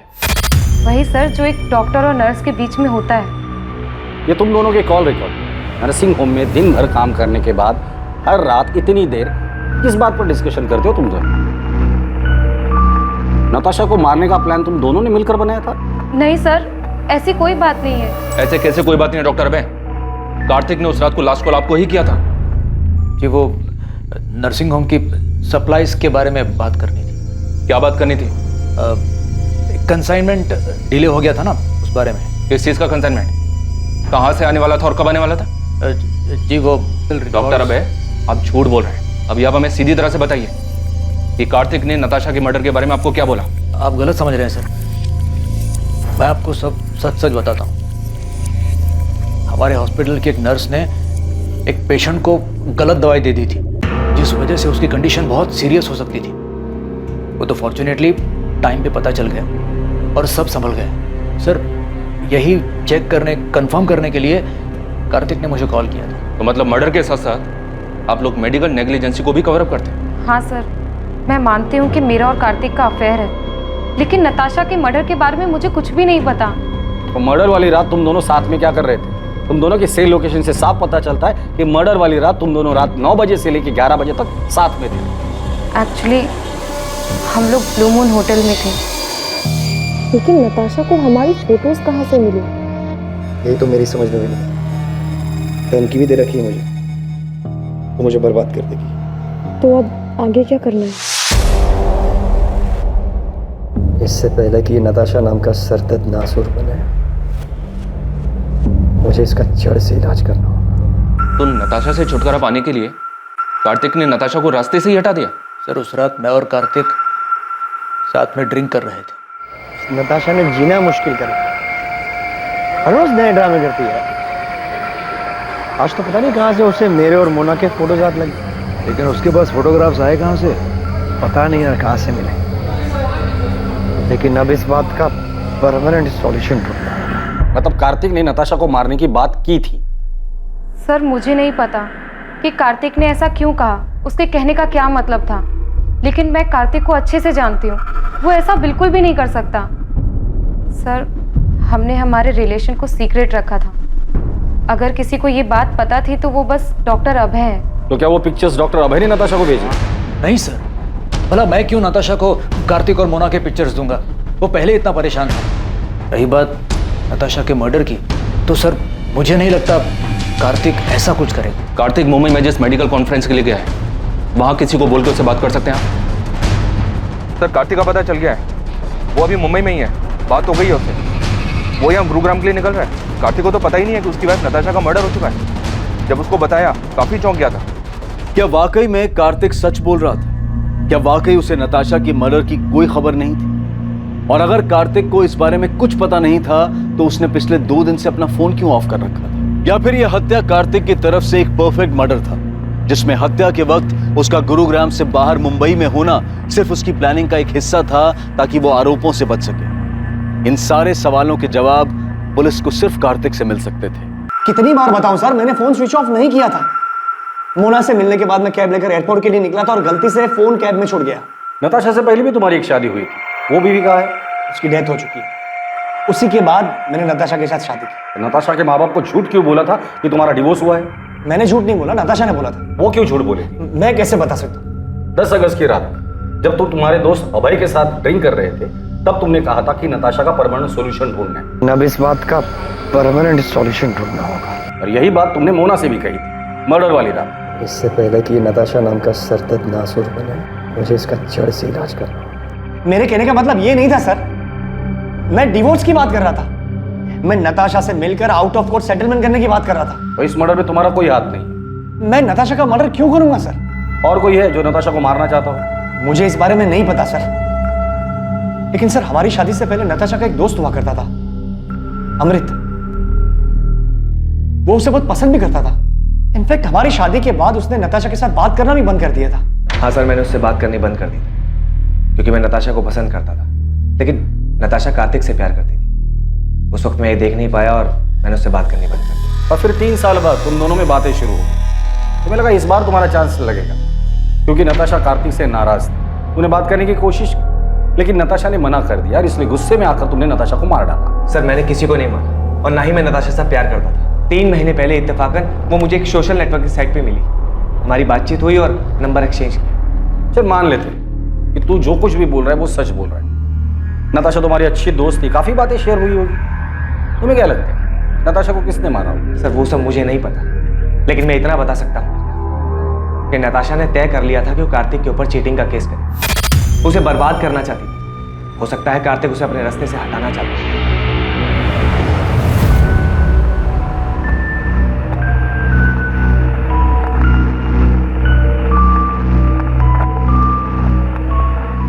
ये कार्तिक तो हमारे साथ गेम खेल रहा है। मतलब इसने हमसे कहा था कि इसकी एक्स वाइफ की डेथ हो चुकी है। तो क्या वो जिंदा है? वो जिंदा ही नहीं है सर, वो नताशा के क्रिमेशन में भी आई थी। कार्तिक ने हमसे ये क्यों कहा कि उसकी एक्स वाइफ की डेथ हो चुकी है? मुझे नहीं पता। हमारे रिश्ते के बारे में सभी लोग जानते हैं, कुछ छुपा नहीं है इसमें। नताशा भी हमारे रिश्ते के बारे में जानती थी। अब लोगों को डिवोर्स क्यों हुआ? डिवोर्स नहीं हुआ है हमारा। मतलब आप दोनों का डिवोर्स नहीं हुआ था और उसके बावजूद कार्तिक ने नताशा से शादी कर ली थी। मैं जानता हूं तुम्हें हर्ट कर रहा हूं, लेकिन अब और धोखे में रखना नहीं चाहता। कार्तिक, हम तो एक साथ खुश थे ना, फिर ये अचानक से क्या हो गया? पल्लवी, मैं नताशा को शादी करने का वादा कर चुका। कार्तिक अपना मन बना चुका था। वो नताशा से प्यार करता था और मेरे पास उसे रोकने की कोई वजह बची नहीं थी। आप दोनों की शादी कब हुई थी? 2007 में लव मैरिज थी। दोनों का कोई बच्चा? अच्छा माँ, वो पापा से बात हुई? वैसे नताशा की वजह से आप दोनों की शादी टूटी थी, तो नताशा के लिए आपके दिल में रंजिश तो रही होगी। नताशा के लिए रंजिश रखकर मैं क्या करती? मैंने जो किया था उसका किया तो भुगतना ही था। मतलब मैं कार्तिक की पहली बीवी नहीं हूँ ना, मैं उसकी दूसरी बीवी हूँ। क्या? तो उसकी पहली बीवी कौन है और कहाँ है? गीता नाम है उसका, रोहतक से है वो। जब कार्तिक मुझसे मिला था वो शादीशुदा था। हमारे बीच में प्यार हुआ, मैं उनके बीच में आ गई थी, तो उसने गीता को डिवोर्स दे दिया। मतलब आप कह रही हैं कि कार्तिक की 3 शादियां हो गई है और उसके बावजूद अभी उसका किसी और के साथ अफेयर चल रहा है? कार्तिक हमेशा ऐसे ही खुदगर्ज था, बस मैं प्यार में अंधी हो गई थी। गीता कार्तिक की पहली बीवी, उसका एड्रेस है आपके पास?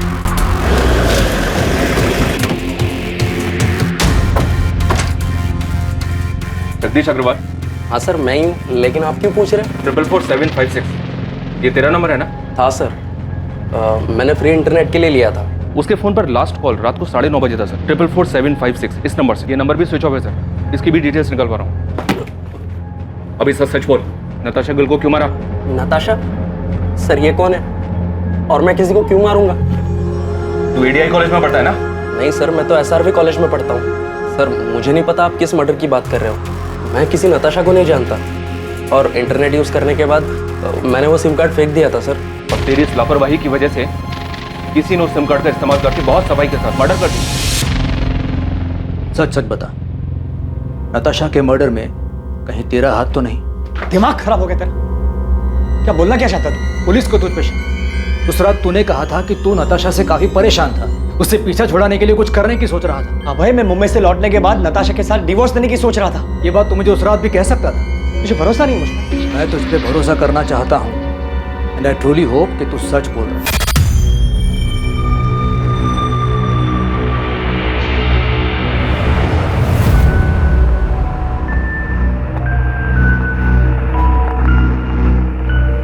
कार्तिक, पुलिस को अब भी तुम पर शक है क्या? उनका शक इतनी जल्दी खत्म नहीं होगा। तो अब आगे क्या करना है? You don't worry, मैंने कुछ सोच कर रखा है।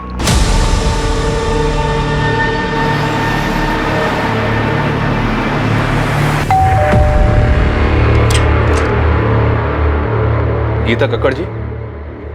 जी, कार्तिक और मेरी शादी तो बहुत ही कम उम्र में करा दी गई थी और जैसे ही उसकी पढ़ाई कंप्लीट हुई तो दिल्ली के एक हॉस्पिटल में उसकी जॉब भी लग गई। पहले तो हफ्ता 2 हफ्ते में अक्सर वो घर चलाया करता था, लेकिन फिर धीरे धीरे हफ्ते महीने में बदल गए। आपका और कार्तिक का डिवोर्स कब हुआ? 2007 जब कार्तिक दिल्ली में था तब उसकी मुलाकात पल्लवी से हुई।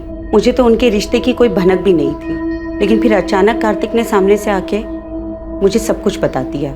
इसलिए जब उसने मुझसे डिवोर्स मांगा तो मैंने मना नहीं किया। कार्तिक का काम अच्छा चल रहा था तो मुझे लगा कि वो हमारी बेटी को एक अच्छी जिंदगी दे पाएगा, इसलिए मैंने हमारी बेटी की कस्टडी उसे सौंप दी। आपकी और कार्तिक की एक बेटी भी है? जी हाँ, ईशा गिल।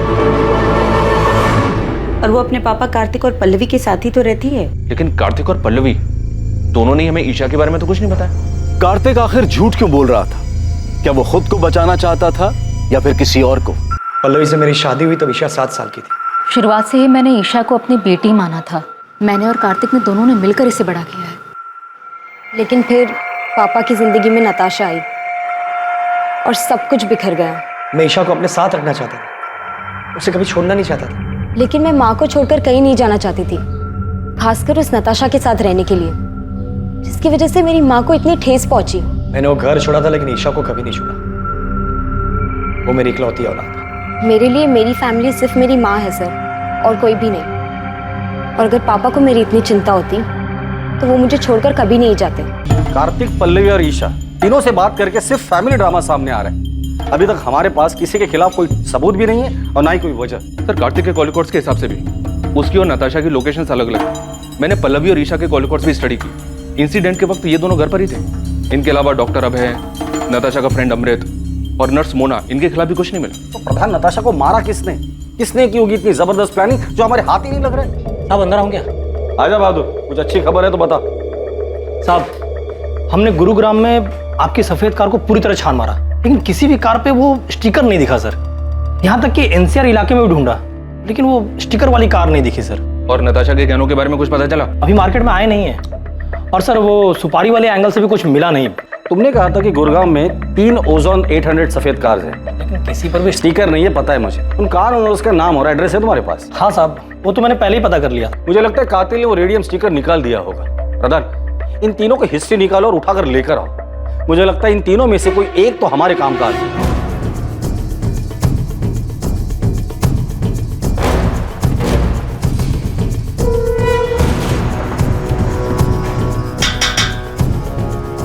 क्या हुआ सर? विक्रांत मेरा बेटा है। कहाँ है? वो तो गैरेज में गया है काम करने। विक्रांत जहाँ काम करता है वहाँ का एड्रेस दीजिए। सब क्या हुआ है मुझे?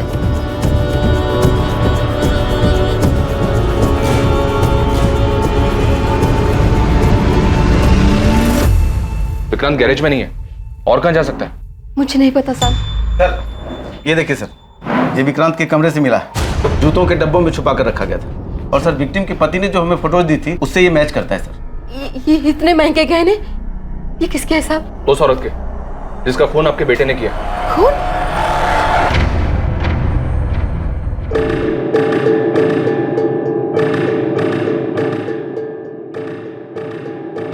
हाँ विक्रांत बोल। राजीव, अबे पुलिस मेरे घर तक पहुंच गई। तूने तो कहा था कि कुछ भी नहीं होगा। क्या बोल रहा है विक्रांत तू? अबे सच बोल रहा हूँ, बाल बाल बच गया मैं। तू अभी कहाँ पर है? एमडी नगर के वो पीछे वाली रोड पे गाड़ी में बैठा हूँ। राजीव, मुझे लगता है कि हमें पुलिस को सब सच सच बता ही देना चाहिए। तू 2-4 दिन के लिए गुरुग्राम से बाहर चले जा, है ना? तब तक मैं कोई प्लान बना लूंगा। मैं तुझे 2 दिन का वक्त दे रहा हूँ। अगर तूने मुझे इस झमेले से नहीं निकाला ना, तो मैं खुद ही पुलिस को जाकर सब सच सच बता दूंगा। सर, विक्रांत के फोन की लोकेशन डेड बॉडी मिलने वाली जगह से मैच हो रही है। टाइम भी उसी दौरान का है। विक्रांत के कॉल रिकॉर्ड से कुछ मिला? विक्रांत जिस नंबर पर रेगुलर टच में था उन सारे नंबर्स की डिटेल्स निकलवा रहा हूँ सर। और वो मनोहर जिसने डेड बॉडी को गाड़ी से उतारते हुए देखा था, उसने बताया था 2 आदमी थे। एक तो ये विक्रांति है दूसरे आदमी का पता लगाना बाकी है। विक्रांत का कुछ पता चला? विक्रांत के घर पे कांस्टेबल्स लगा दिए सर। विक्रांत और उसकी माँ का फोन ट्रैक कर रहे हैं। साहब, वो विक्रांत का पता चल गया साहब। तुझे क्या लगा था गाड़ी धोने से सबूत धुल जाएंगे?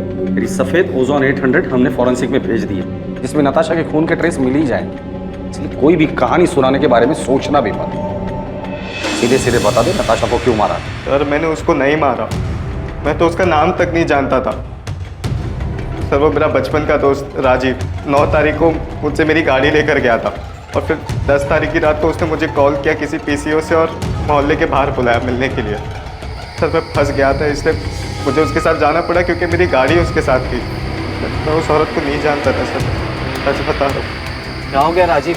तेरा फोन क्या, तूने मुझे लैंडलाइन से क्यों कॉल किया था? तू अंदर आ, मैं सब बताता हूँ।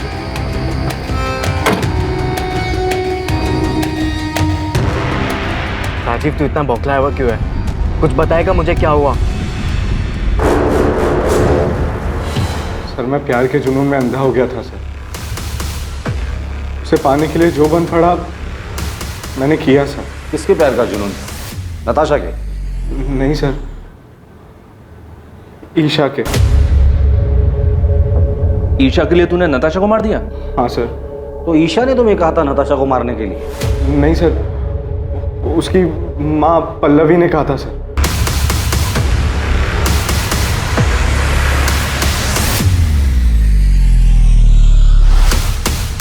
पल्लवी मुझे बिल्कुल पसंद नहीं करती थी क्योंकि मैं उसकी बेटी के स्टेटस के बराबर नहीं था। मैं और राजीव पिछले 6 महीने से डेट कर रहे थे, पर माँ हमारे रिश्ते से खुश नहीं थी। तकरीबन 1-1.5 महीने पहले मैंने राजीव को घर बुलाया था लंच पर, ताकि माँ उसे और जान सके। जब मैंने राजीव को घर पे देखा तो मुझे लगा कि इस मर्डर को अंजाम देने में मैं उसका इस्तेमाल कर सकती हूँ, इसलिए मैंने उसके सामने एक शर्त रखी। तुम अगर ईशा के साथ रहना चाहते हो, मेरा एक काम करना पड़ेगा। मैं आपकी बेटी से प्यार करता हूँ और ईशा के साथ के लिए मैं कुछ भी करने के लिए तैयार हूँ। किसी की जान ले सकते हो? माँ, इस सब में आप राजीव को क्यों खींच रही हो? तुम्हारे साथ रहना चाहता है ना, तुम्हारा साथ नहीं दे सकता। राजीव नताशा को मारने के लिए तैयार था, ईशा नहीं चाहती थी कि वो किसी पछड़े में पड़े। मैं उसका इस्तेमाल नहीं कर सकती। हाँ, अगर वो तुमसे प्यार करता है तो तुम्हारे लिए इतना तो कर ही सकता है। लेकिन माँ, आप ऐसे कैसे किसी और की लाइफ डेंजर में डाल सकती हो? उसका तो इन सब से कोई लेना देना भी नहीं है। थोड़ा अकल से काम लो ईशा। कल को अगर नताशा के मर्डर की बात पुलिस तक पहुंच भी जाती है तो राजीव पर हम सारा ब्लेम डाल सकते हैं। माँ, अगर ये सब बात आप ना ही करो तो बेहतर होगा। राजीव पर प्यार का भूत सवार था। वो किसी भी तरह हमारे रिश्ते पर माँ की हामी चाहता था, इसलिए उसने मेरे लिए अपने सर पर इतना बड़ा खतरा उठा लिया। वो तो उसे करना ही था, बेवकूफ़ है वो। नताशा को कैसे मारा और क्यों? नताशा को मारने के लिए उसे उसके घर से बाहर निकालना जरूरी था, और मेरे कुछ भी कहने से वो घर से बाहर निकलने वाली थी नहीं। उसे कुछ मजबूत चारा देने की जरूरत थी। और फिर मैंने उसे वो चारा दी। ईशा की माँ कार्तिक और मोना के बारे में सब जानती थी, उसे सब पता था उनके अफेयर के बारे में। और यही बात मैंने एक अज्ञात कॉलर बनकर नताशा के कान में भरी। मैं उसे एक ऐसे नंबर से कॉल और मैसेज करता था जो मेरा नहीं था, मुझे कहीं पड़ा मिला था। और आगे का प्लान ये था कि धीरे धीरे मैं नताशा का विश्वास जीत लूँगा। और इन सब के लिए मुझे कार्तिक और मोना की एक पिक्चर चाहिए थी।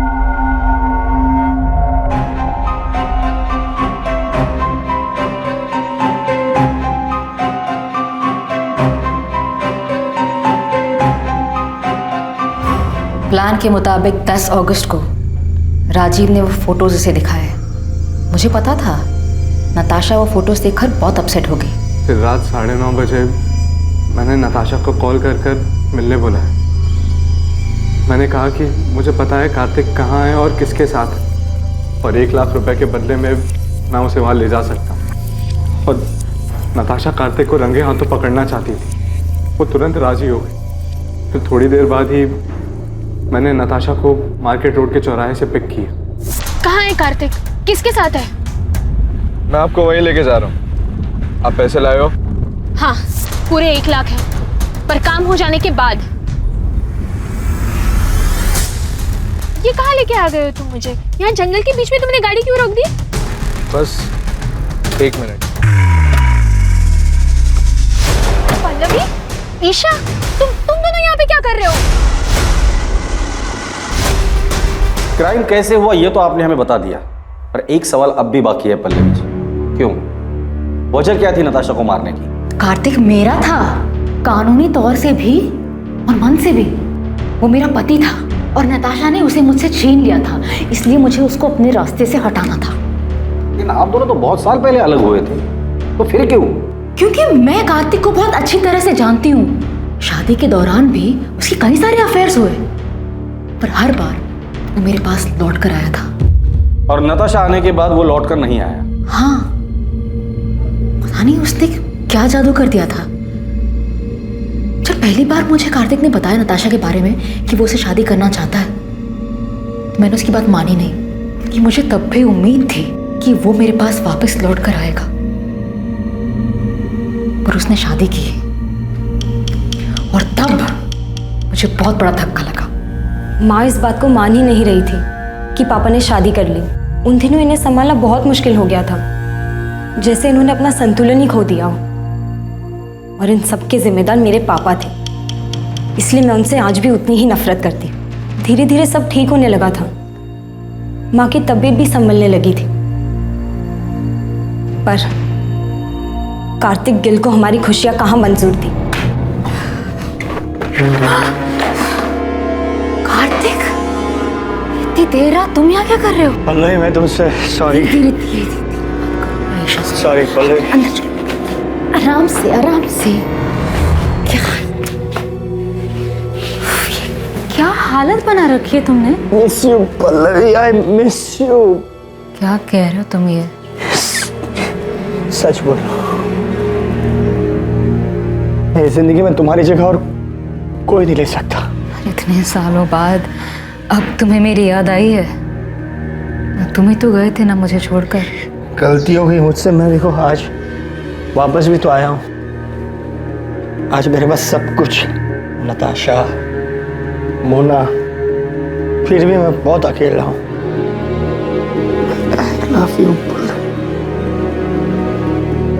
I love you.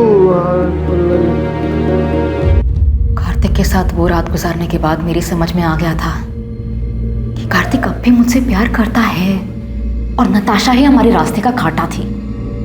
इसलिए नताशा को रास्ते से हटाने का प्लान तुमने बना लिया और उसमें ईशा को भी शामिल कर लिया। क्या माँ, आपको समझ भी रहा है आप क्या सोच रही हो? तुम नहीं समझ रही हो मैं क्या बोल रही हूँ। नताशा के जाने के बाद सब कुछ पहले जैसा हो जाएगा। हम सब लोग खुशी खुशी रहने लग जाएंगे। तुम्हारे पापा भी हमारे साथ रहेंगे। माँ प्लीज संभालो खुद को और मेरी बात को समझो। ये सब करने का कोई फायदा नहीं होगा माँ, पापा लौटकर नहीं आने वाले। प्लीज मेरी मदद करो। मैं अपनी माँ की तरह सपनों में नहीं जीती। मैं जानती थी ऐसा कुछ नहीं होगा। पापा की फितरत बदलने वाली नहीं थी।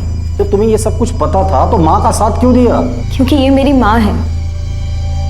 बचपन से सिर्फ इन्होंने ही मुझे प्यार दिया है। मेरे अपने माँ बाप तक को मेरी कोई फिक्र नहीं है। इन्होंने कभी मुझे अकेला नहीं छोड़ा। और जहाँ तक बात नताशा की थी, तो मेरी माँ की हालत के जिम्मेदार वही है। उसी ने हमारा घर तोड़ा था। सच कहूं, उसे मारने का मुझे कोई गम नहीं। तुम लोगों की जिंदगी अच्छे से कट रही थी। तुम दोनों को देखकर कोई नहीं कहेगा कि ईशा तुम्हारी असली बेटी नहीं है, तुम उसकी असली माँ नहीं। इतना सब कुछ अच्छे से चल रहा था, वो एक झटके में तुमने खत्म कर दिया। एक ऐसे आदमी के लिए जिसने बार बार ये साबित किया है कि वो तुम्हारा ही नहीं किसी का भी अच्छा पति बन ही नहीं सकता। और तुम्हारा घर नताशा ने नहीं तोड़ा है, कार्तिक, जिसे अपना घर, परिवार की या शादी इस शब्द की इज्जत करने आती ही नहीं है। बेटा ये तुमने क्या कर दिया? क्यों किया ऐसा? नताशा ने तुम लोगों का क्या बिगाड़ा था? नताशा ने नहीं, आपने बिगाड़ा। शौक क्यों हो रहे हैं? शादी और रिश्तों का मजाक बनाना तो आपकी आदत है ना। किसी के साथ रहना नहीं रहना ये तो आपकी मर्जी है। जब जी चाहा तब आप वापस आ गए और जब जी चाहा तब छोड़ दिया। पहले गीता, फिर माँ, नताशा और अब मोना, उसके साथ भी आप यही करेंगे ना? न जाने कितनी लड़कियों के साथ आपने सेम ड्रामा किया होगा। आपको तो ये भी नहीं पता कि इन सब चीजों का मुझ पे कितना बुरा असर पड़ा है। मुझे तो शर्म आती है कि मैं आपकी बेटी हूं।